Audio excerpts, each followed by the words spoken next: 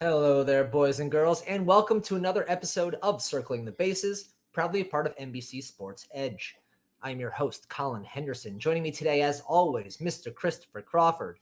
Chris, we are recording this right before the All-Star game, so listeners out there will have to wait until your show tomorrow to get a fun recap of the night and the All-Star festivities. Yes. But please, I had one question after the Home Run Derby last night. Well, I had a lot of questions, but I had one main one.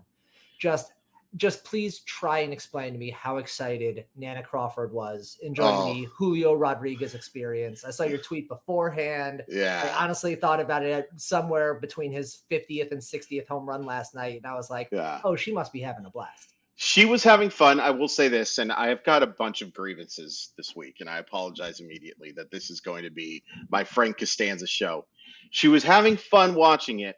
She was also not having as much fun as she should, because can we please fix the tracking on these things, man?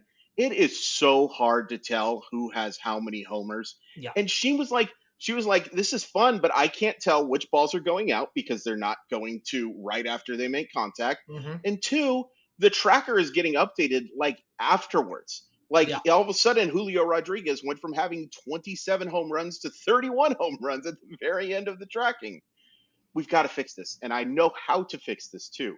Number one, aerial shot. You go right behind home plate and you show what's going on. We are not dumb. Number two, no announcers. The PA guy can be your announcer. He can tell you what's going on.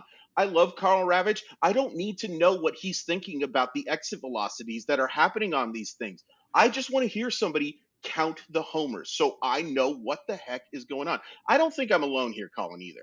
I don't think you're alone. I'm certainly on your team here for the most part. The number of times I looked at a shot from that point blank 5 feet in front of home plate shot, and I'm going like, that's either a pop-up or that's 490 feet. Like, I'm not entirely sure off the bat.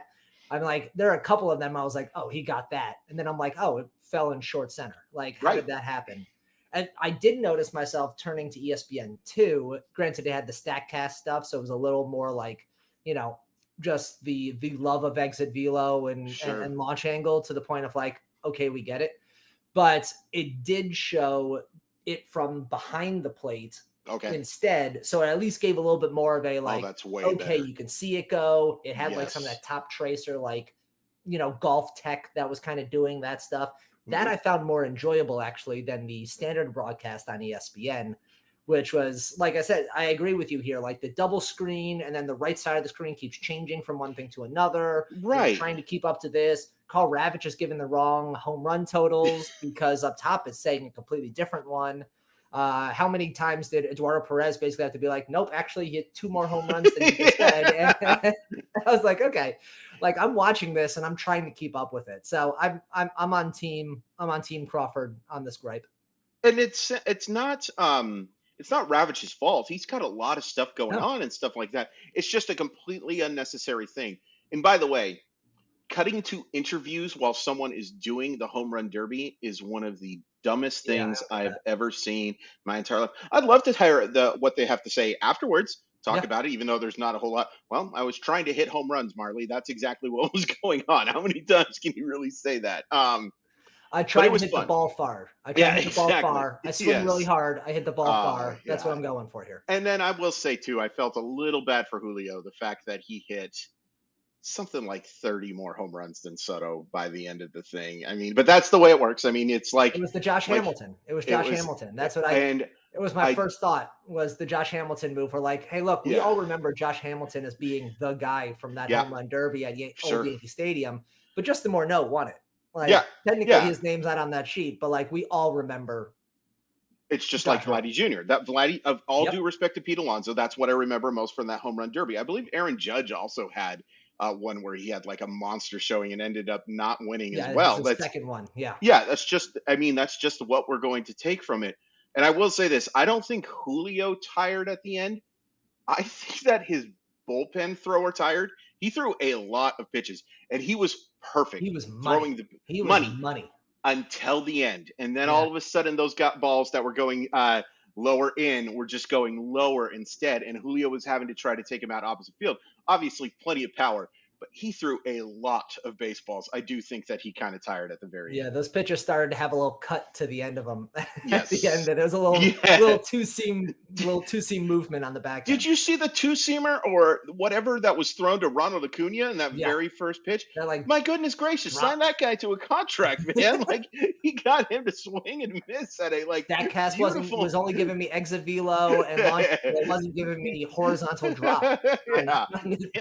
Yeah, that was but overall fun event, fun to see two of the very best young players in the sport in the finale. All due respect to Pete Alonso, who might be taking this a little too seriously, if I'm being completely honest with you. Watching him meditate while waiting for them. Meditate and lift. Yeah, that was lift move beforehand. That was a little thing. But meanwhile, Albert Pujols is on the side, just eating like a hot dog. Like, this is great, guys. I'm all about this. I have to ask you this real quick. All right. Did Kyle Schwarber, Adam Wainwright, was that thrown? I don't know. I mean, I think so. I just can't fathom Kyle Schwarber's Herculean butt not hitting more than that home run. Yeah, I mean, but you had to assume that my personal belief is that he had no intention of throwing anything. He was just going for it. But then at a certain point, 100%, through his round, he's like, yes, you know what? This isn't my night. Let's give Pujols another 40 swings. Yeah, and I think that was part of the conversation. For those unfamiliar, the Adam Wainwright is the pitch that he left to a certain shortstop for the New York Yankees, who gets a lot of respect. That and you know what? It was a great moment, but I'll always wonder if that was what happened. Look, I will still remember that last Jeter walk-off single and screaming around the house as it happened. I don't care. I don't care if it was put on a tee. It was everything I wanted from that moment. Amen. So coming up on the show today, Chris and I will talk about the other major baseball news that came from this weekend, and that is obviously the MLB Draft. Just finished over the weekend. We just rounds 1 through 129, whatever it is.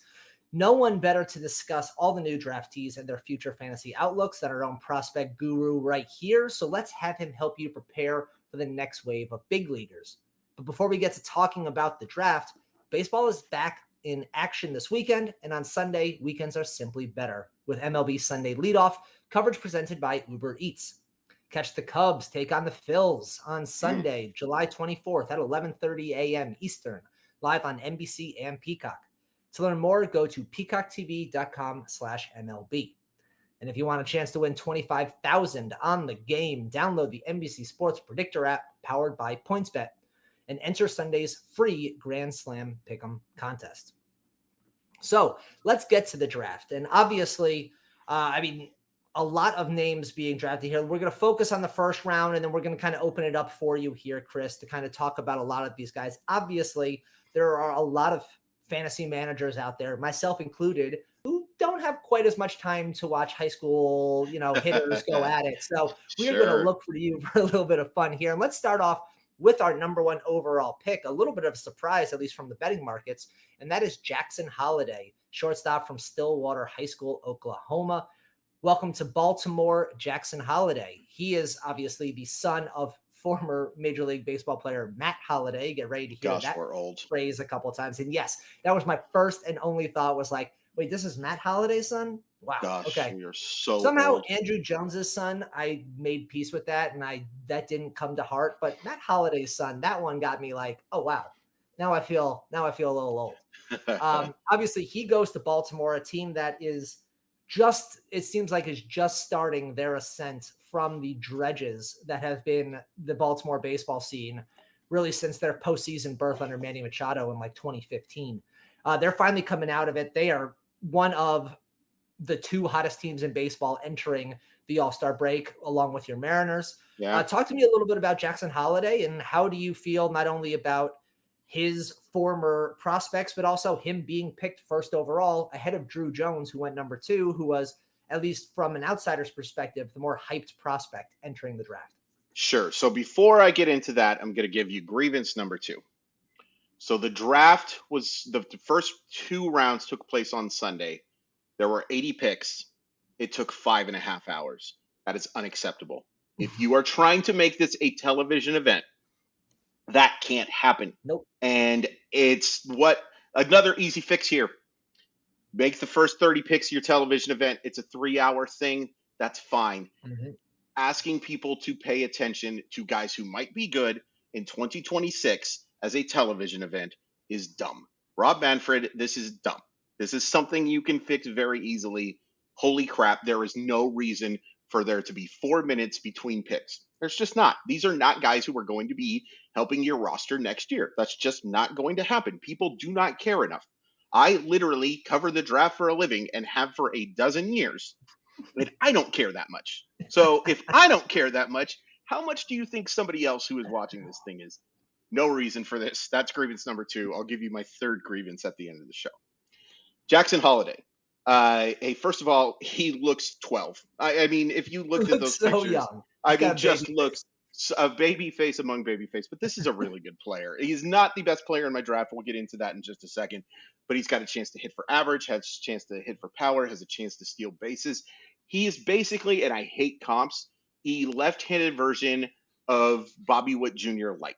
He doesn't have quite that type of upside to me, but it's significant. He has a chance to be a Division I shortstop. High floor because he's a pretty good defender as well, but he should be able to hit for average. He should be able to hit for power. We're talking about a long-term prospect, though, a guy that you may not see until 2026, and 2025 is probably the most likely year. Sorry, excuse me. No, that's so okay. Jackson Holiday, again, to Baltimore. Obviously, we're not going to see him for a while here. This was a trend that we saw in the first round, especially. A lot of high school players getting drafted on this spot. More this year than the last 3 years, at least in terms of average of high school players drafted in the first round.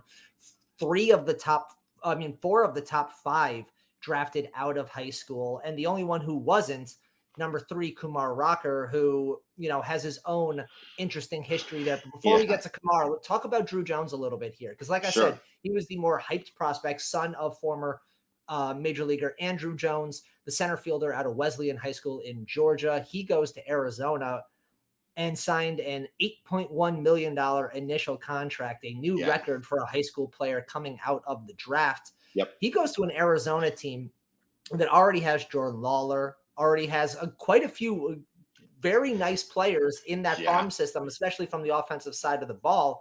Sure. Drew Jones, I think, fits very nicely into what they're doing right now. And obviously it might be a couple years before we see him there, but this is the beginnings of the, escape from the basement that is, like we just talked about with Baltimore.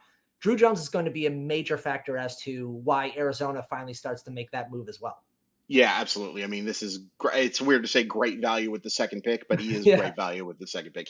Pretty easily the best player on my board. And I get it that Baltimore was probably Jackson Holiday is going to get a very substantial bonus as well. And they're saying that they liked him as the best player on the board. I think that's a mistake. All due respect.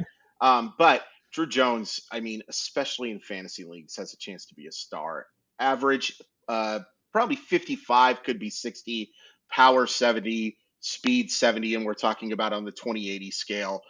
Also, he's not quite his dad defensively, but I don't know if there ever was anybody as good at his peak as his dad defensively, but he is really good. We could be talking about a plus glove as well. And the nice thing about that is while defense doesn't help you in fantasy, it kind of does, because it helps him stay on the field kind of no matter what. Like this is a Christian Pache type defender, but with significantly more offensive upside. It wouldn't shock me if he was that rare fast track player. My one concern here is there's a little bit of length to the swing, so there could be a little more swing and miss than you're typically seeing. But if you're doing a dynasty draft or an NL only draft or whatever draft he's eligible in a keeper league, I think you have to take him with the first pick. So that is your, of all the players that are drafted, obviously there's a lot of high school players involved. He's one of them. So trying to project 3-4 years out is already a difficult task. But you see Drew Jones as maybe the guy with the highest ceiling when it comes to a fantasy outlook in his career out of this draft? Yeah, absolutely. There's one guy who's, I wouldn't even say he's close, but there's one guy I think who could usurp him if he reaches his ceiling. But in terms of like everything combined and just the ceiling of being that center fielder who looks like he's going to hit 30 home runs and hit 270 and maybe steal 25 to 30 bases as well. I think Drew Jones has easily the highest ceiling in this class. All right. So who else did you have potentially going with him as someone with that type of high-end fantasy outlook? Sure. So the guy right below him for me, and not, right isn't right. The guy who is below him, technically, if you're looking at a list, there's just one little space between the two, but there might be a little more than that in terms of talent. It's Elijah Green, who was drafted fifth overall by the Washington Nationals. This guy's 6'3", 225. He's the son of Eric Green, who some of you might remember was a pretty good tight end for, used him a lot in like Madden 95, 96. A real nice player there. Again, we are getting so very old. This guy has enormous raw power. He's already 6'3", 225 pounds as a player that doesn't turn 19 until December 4th. That's something to keep an eye on. I mean, big dude. So, you will have to see, but he's putting up plus run times. There's easy plus power. There's going to be some swing and miss, but the ball just jumps off of this kid's bat as well. So a decent chance to hit for average, a solid defender, really strong throwing arm as well. He is that guy, that power speed combo meal, the type of guy who could be a 30-30 player very easily. Going to be a little bit more of a long-term player because he's not quite the defender that a Drew Jones is, but by 2026, 2027, it's still weird to talk about those years being like a realistic timeline for anybody. But yeah, Elijah Green would be my number 2 in that area. Another high school outfielder drafted inside the top 5. We talked about Kumar Rocker a second. Let's get back to him. Obviously, because I think this was one of the stories of the draft right here. Obviously, Kumar Rocker played this past year for the Tri-City Valley Cats. He goes to the Texas Rangers to join his fellow collegiate teammates at Vanderbilt, Jack Leiter, which I found very interesting. The idea that if you had kind of asked anybody at the draft last year if there was ever a chance that Kumar Rocker and Jack Leiter would just somehow be on the same team, no one would have believed you. And now a year later, it's happening. Texas goes up to go grab him at number 3. There was a conversation that he was not going to go maybe inside the first round whatsoever, but does, obviously all the way up to 3. He was drafted number 10 last year by the Mets before the Mets decided not to sign him after seeing some red flags in his physical. He went to the Tri-City Valley Cats, comes back into the draft, gets drafted 3 to Texas. Talk about him a little bit. Obviously, there is a conversation about health on his arm, although really how many pitchers nowadays, either in the high school or collegiate world, that isn't a conversation about. A lot of these guys are already having some issues just because that's what happens. But he joins Texas farm system. Talk to me a little bit about Kumar and what outlook you have for him. So first of all, this is amazing. I've never been more surprised by a pick in my entire life. I had seen and talked to some folks that thought he might be going to Boston at 24, maybe even a compensation round guy. At the very earliest, we were looking at St. Louis, who didn't pick anywhere near 3. But this is also one of the things that I hate the most about this draft, because Kumar Rocker, nobody thinks this is the 3rd best prospect in this draft. But what he is he's somebody that a team who didn't have a 2nd round pick and didn't have a 3rd round pick could sign, and he's already signed for $5.2 million. That's a savings of $2.39 million on their allocated funds. And they were able to use that to sign they hopefully will be able to sign arguably the best prep pitcher in the class in Brock Porter, who they took in the 4th round. It sucks that the draft is not about the best player available. It's about who you can sign. It's not a good look. And it's one of the reasons why it's not a good television event. It is not interesting to me to see Kumar, but this is an exception because Kumar Rocker's story is amazing. The Mets did this kid dirty. And I think and let's be honest too, though. Kumar Rocker could have been offered a contract if he would have participated in the MRI program.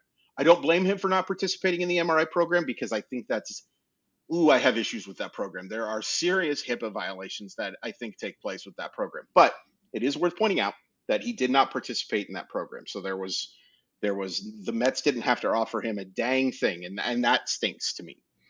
I like him. I have him as a top 10 fantasy prospect because this guy's slider, when it's on, is an 80 grade pitch. I think we've all seen what this pitch can do when it's on. I struck out 179 hitters, I believe, last year at Vanderbilt. Looked fine pitching in independent league, fastball up to 95, 96. A ton of risk with this type of guy. because velocity has fluctuated, already had elbow issues, also had a shoulder surgery. Shoulders, that is not good. It is not ideal. Having said that, I think he is somebody that you want to draft, but this is not somebody that you're taking third overall in a dynasty draft. This is somebody that I have ranked, I believe, 7th in my list, and that's good. It's somebody that you want to add to the system, but there are several prep bats that you want to add over Rocker. With Rocker, obviously, we've been talking about nothing but high school players so far in this. Rocker, obviously, the opposite end of that, an older player at this point, at least in comparison to many of those who were drafted. Right. How much do you think that impacts, say, his ability to get to the majors on a relatively quickly, then and start being able to actually provide fantasy output for your teams versus a lot of these other guys who you've been talking about ETAs in the 2026, 2027 years? Yeah. I think that's a huge thing. And I think it's the reason why they went with him over a few of these other guys that probably would have signed for a similar amount. He's ready to go. His stuff is ready to go, be contributing. I don't think we'll see him this year, but if you were asking me if he could pitch in 2023, I think absolutely. And you could fast track him and put him in the bullpen and just say, you throw nothing but sliders, dog. Every once in a while you can throw a fastball, but we want you to just light up these sliders. If you're going to develop him as a starter, you're not going to do that. But either way, I would be surprised if Kumar Rocker wasn't pitching for the Rangers, assuming good health, in 2023. Assuming good health, Todd, I mean, obviously Leiter and Rocker on the same rosters, teammates in college, now teammates in Texas, and soon, or in the Texas farm system, and soon to be teammates for the big league club. I mean, obviously Leiter was one of the top pitchers drafted last year. These two have kind of continually been linked for a while now. How do you look at both of them as a duo when you talk to kind of changing Texas's fortunes moving forward?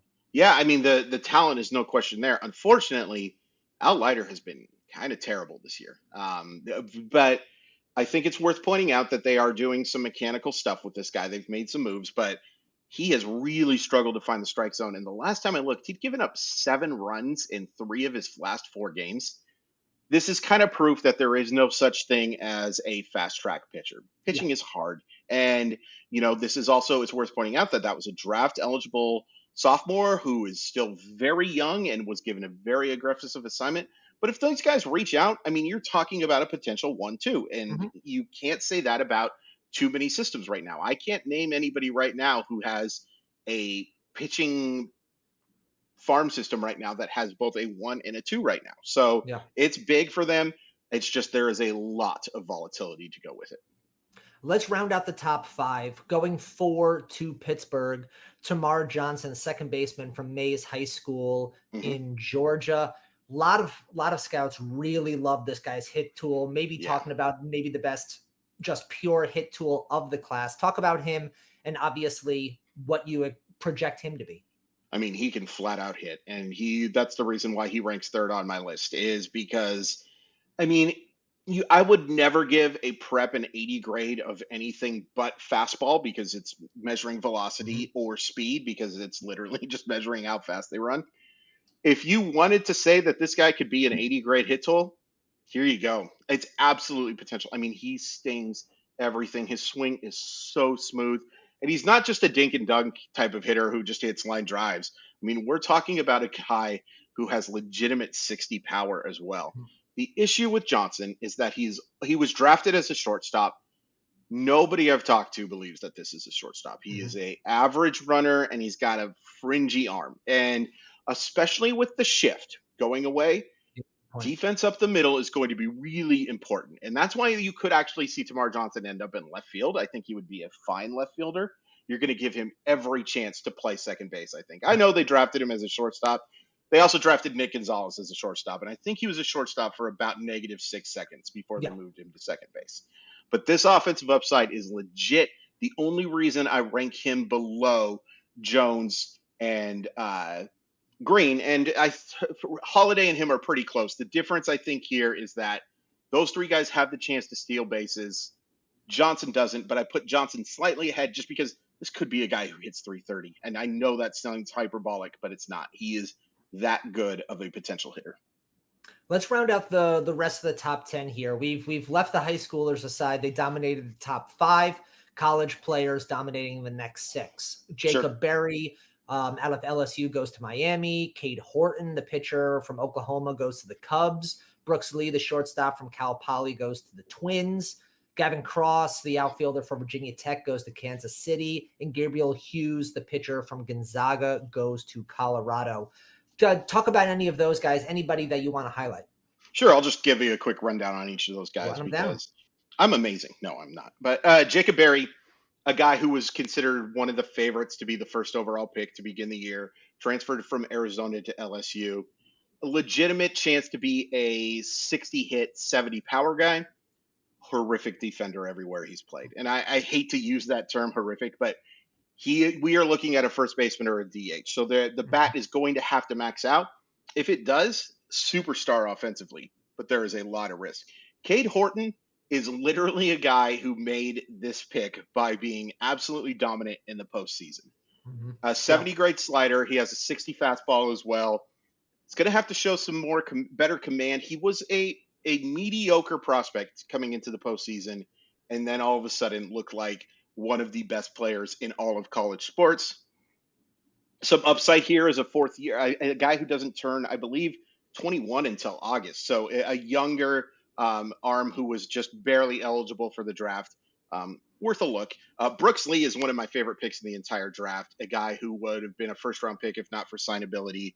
Good chance to hit for average, good chance to hit for power. Drafted as a shortstop, probably going to play third base, but I think he has one of the highest floors in this class.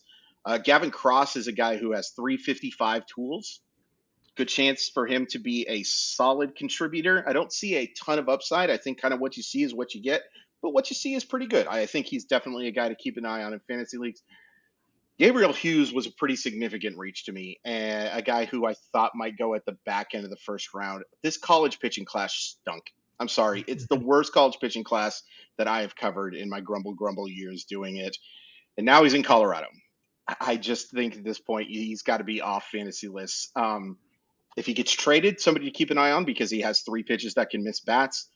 But the ceiling is kind of mid-rotation starter, and the floor is middle reliever, maybe a high leverage guy if everything goes right. But now you have to factor in the fact that he's going to be pitching in Coors Field. So you mentioned Gabriel Hughes as a big reach. Is he the biggest reach that you found in this draft that a team just went up and grabbed? Yeah, I think so. Rocker's a pretty big reach in terms of value, but I get the game plan there, so I can't say it. I don't really get the game plan, to be honest, of Gabriel Hughes, a guy who made a lot of sense at the back end of the first round or something like that. I don't really see it in terms of I'm trying to be nice here. This was not a good pick. Right after him, at number 11, Kevin Perrotta, the catcher from Georgia Tech, goes to the Mets. Mets came out of this draft, especially after last year and the Kumar Rocker scenario, and a lot of people dragging on them for how it was handled.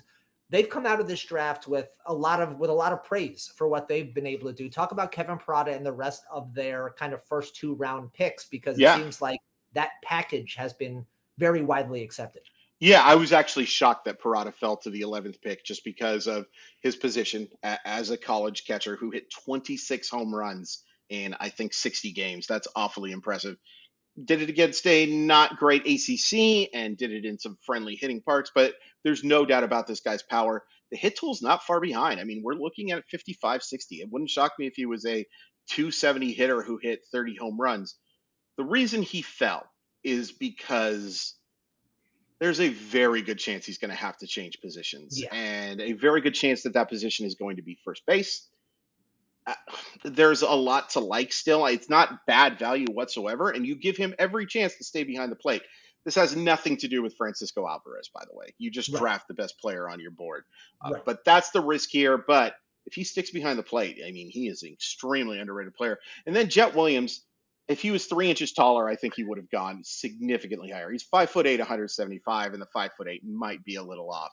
But he can do a little bit of everything. A chance for a plus hit tool, chance to steal some bases. If your name is Jet, you are going to be fast. I mean, that's just the way these legally things work. required to It is a legal requirement. If your name is Jet and you're not fast, you have to change your name to Gunther or something like that. Because if your name's Gunther, there's no way you're fast. But he's a nice player. He is not the steal that I think everybody is claiming him to be. I think he's more of the 20th to 25th best player in this draft. There's nothing wrong with that. Mhm. But I do think the fact that they were able to get both of these guys in the system, I don't think it necessarily makes up for losing Rocker, but it certainly is a nice consolation prize. Let's talk about the Yankees here for a second, as they kind of made a little splash once again, going back to the what's the thing, exit velo and gargantuan size, because it seems to be working out for them. They go out and grab Spencer Jones, the outfielder from Vanderbilt.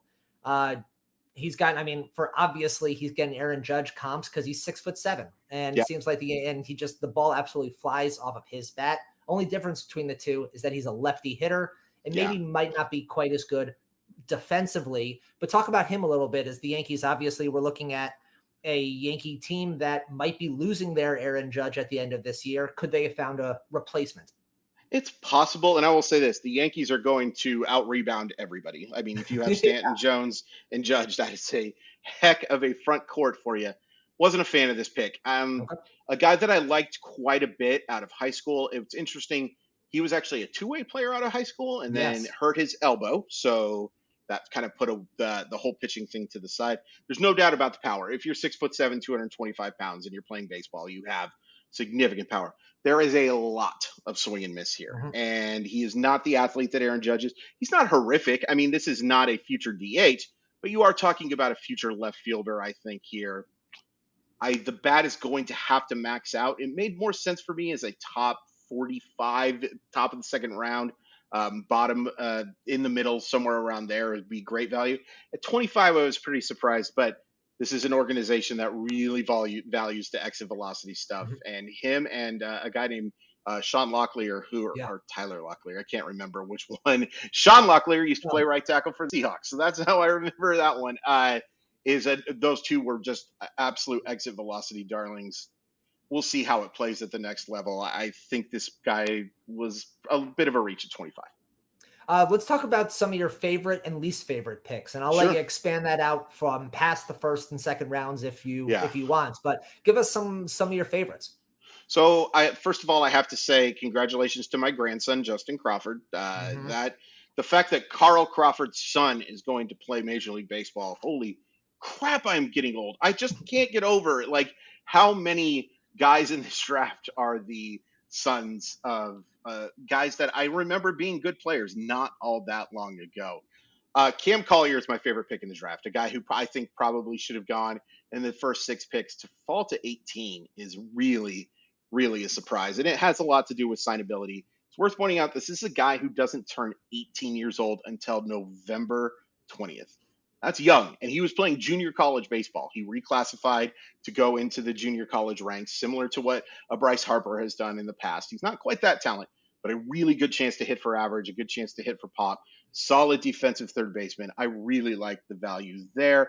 Drew Gilbert at 28 to Houston, great pick. He kind of reminds me of Sal Frelick, and it's a kind of a lazy comp because they're both kind of smaller guys, but a good chance to hit for average and steal bases, a really quality defensive player. That's one of my favorite picks.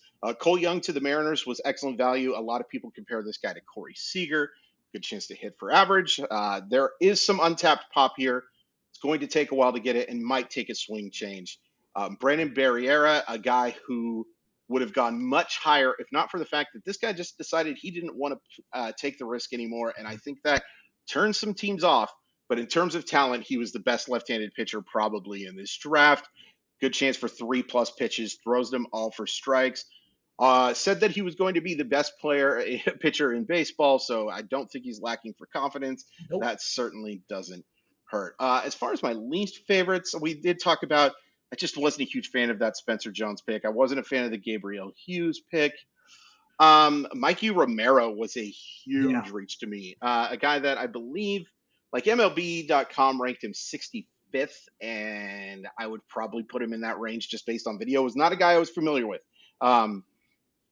a very good defensive player, but I don't see a ton of offensive upside in that swing. I think that's more of a utility guy. You don't take the fact that you took Marcel Meyer and decide if you like the guy, you like the guy. But I was surprised to see him go that high. Not my favorite pick. Reggie Crawford, and again, I love all of my sons. That was a bit of a reach to me at that point in the draft. But the biggest reach, okay, I've been covering the draft professionally, paid for. Like, I'm sorry that people have paid me, but they have. I have never not heard of a player that went in the first round before. That changed on Sunday night. Tampa Bay took a guy named Xavier Isaac, who I literally had to add to the system as he was being drafted. I've never had to do that before. Now, I talked to some scouts, and I will say this. There's 80 grade power in his left-handed bat, and that's not something you could say about a lot of players. And if I was a little more invested into the draft as I used to be, I'll admit it. I can't cover the draft like I used to, like because I have actual other responsibilities, but I pay pretty close attention to it. Right. I mean, I had literally never heard of this guy before, and a guy who was, I believe, committed to Florida. Not a good athlete, a real question mark about whether he can hit for average. Clearly a pick that they picked with the intention of signing under bonus to me, because they took some other prep bats and some prep players that are going to be maybe a little bit closer to slot, or if not over slot. I have to say, look, I hope Xavier Isaac becomes the next Prince Fielder and hits 50 home runs. But the fact that I literally had never heard of him before the draft, I think I have to call that questionable value. Well, you know what? If anybody else drafted him, we'd probably be on that. But because the Rays drafted him, somehow he will be an all-star in like 5 years for reasons unbeknownst. I would point to a 2011 Tampa Bay draft where they had about 12 picks in the top 60, and I would take a look where some of those guys go. I love Tampa Bay's organization, other than the fact that I would wish that they would spend some money. Well, yeah, other than they had some money for them. But yes. This whole they never lose trades thing, it grinds my gears a little bit. Well, they've definitely lost trades. They just they're very good at what they do. They're very good at what they do on that front. You know what? You only got $10 in your pocket. You find a pretty decent way of making that $10 go. One other real quick one. Eric Brown, the shortstop that the Brewers drafted, was not a huge fan of that pick as well. Average tools across the board, and the fact that he can play shortstop gives him a chance. At 27, I'd be looking for a little higher upside than that. Very good chance that he's a utility player. But Milwaukee has done a very good job with these picks as well. So. Yes, they have. Is there one player that's no one's talking about, that's outside the first couple rounds, that you think has a dark horse chance of being someone fantasy relevant in the next 5, 6, 7 years? If there was one player out there that you just have that feeling about, who would that be? I mean, it's cheating, but let's talk about Brock Porter, because this guy was taken with the 109th pick of the draft. That had nothing to do with his talent, but you're going to forget about him because he was a 4th round selection. That's just how this works. Probably the best prep arm in the class. We're talking about a 70 fastball, a 60 slider, has shown the makings of a plus change as well, throws everything for strike, still has projection left. I mean, if you were telling me that any of these arms drafted ended up becoming a fantasy ace, I would say it's Brock Porter. Dylan Lesko's kind of close behind, and he's another guy who fell because of injury concerns. But Brock Porter has significant upside. Now, the question mark here is not the stuff. It's whether or not they can get him signed. He's committed to Clemson. They did save $2.5 million, like we were talking about, by signing. But that's going to be expensive. I believe that the slot value of where he was drafted was $497,000. It's right around there anyway. It's a pretty low comparative thing. So you're asking him to take $3 million? I'm not sure if that gets it done. That's going to be real. $560,000. So you're talking about probably having to sign these other guys. And I'll be honest with you, looking at the draft class, a lot of guys who are 4th-year seniors in college, which usually sign for well below slot. Right. So that's the question mark. Can they get it done? But if they can get it done, Brock Porter has a chance to be a legitimate fantasy ace. All right. Well, I think that just about finishes up our show today. And Chris, unless you got anybody else you want to hype up real quick. Anybody else? No, but I want to do my third grievance. Oh, third, yeah, that's right. I forgot. You're going full Festivus on us today. I'm going full Festivus. Holy crap, those Futures Games uniforms were terrible. Oh, that was awful. Oh my Who God. approved that? I gotta know, because those are the ugliest uniforms I think I've ever seen. I have seen my favorite uniforms of all time in the City Connect San Diego Padres uniforms, and my least favorite uniforms of all time in the Futures Games uniforms. I'm not even going to just Google them if you really, but this is like viewer discretion is advised type of thing, because they are just horrible uniforms. Unsee it. Real quick, since I didn't get a chance to talk to you about them, I did talk to David Roth about them, and he wrote, you love these City Connect uniforms for the Padres, right? I do. Oh, love Good. it. Yeah, easily won one of the City Connect uniforms, right? I'm trying to think. Easily won one. Washington's up there for me in a pretty big I love way. it too, but here's the thing. I still think the Padres take it, though. I think the Padres have just such a cool, funky look. It's very rare that that the City Connect uniforms have come out, and I've been like, oh, I'd buy that, even though I don't root for that team. That's one I'd be like, look, I have no problem. Yeah. I'll buy a Tatis with that on it right now and call it. Oh, dude, I've already ordered the hat. I'm super excited to get the hat. We'll have it. I don't think it'll be here in time for our show on Thursday, but I'm super excited. And the reason why I like them so much better, and again, we both like the Washington Nationals thing, but they chickened out a little bit with the pink. Sure. They kind of said, you know what, we're not going to. Yeah. Whether you love or hate the San Diego uniforms, you cannot deny that they went all in. This just makes me. I told this to David. I want to go to Bayside High, and I want to go confess my love for Kelly Kapowski, and get in line, sir. They are, no kidding. But it was just terrific. But man, those Futures Game uniforms, yuck. Multiple people approve that design. Oh, that's the part that I looked at that and I was like, multiple people approve that design. And they shook hands afterwards. They were like, well done. Let's applaud around the way. We totally nailed this. Yes. I don't know how anyone with two working eyeballs could look at those uniforms and been like, no, that definitely deserves it. My buddy Chad asked a question, and so I'm going to answer it real quick. Speaking of the draft. So the Rockies had two interesting fantasy picks after Hughes. I'm curious which of those two you think will profile better in cores. The answer to that question is Hughes. Jackson Cox was the other arm. Right. Just a little more floor, I think, with Hughes. Cox is a little more upside. Show me a high school pitcher that the Colorado Rockies have developed, and I will tell you that that's just the thing. But the question he asked, already have a terrible, have had a terrible track record of making it to the majors and being successful. Now throw in Coors Field on top of that. Really going. He's going to be asked to climb up a very steep hill. Absolutely. But he asked about Sterling Thompson or the plus power of Jordan Beck. Really like the Jordan Beck pick. Sterling Thompson is more of that fourth outfielder type for me. He does have some speed. It's nice. Jordan Beck has legitimate plus power. And the fact that he's going to have plus power and get to play in Coors Field, he was a guy that I considered for my top 10 fantasy prospects, which is a list you could read on NBCSportsEdge.com. He's a company man, ladies and gentlemen. Yes, he is. That just about finishes up our show for today.